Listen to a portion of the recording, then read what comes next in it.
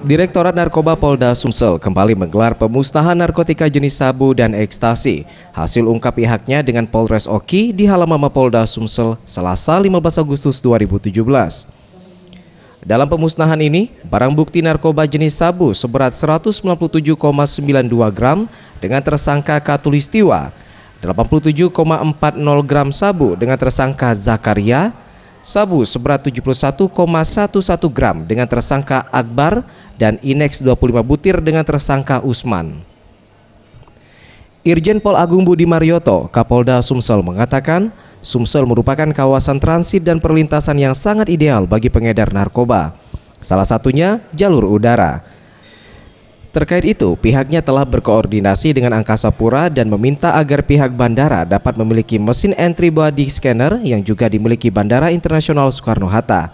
Mesin ini berguna untuk mendeteksi penumpang-penumpang pesawat yang membawa bahan narkotika yang disimpan di dalam organ tubuh.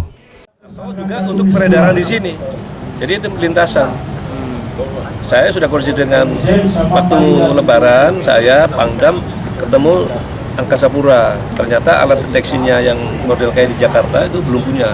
Nah, tolong diganti supaya jangan lepas-lepas, itu kan merupakan rawan semua kalau lewat airport bisa lepas.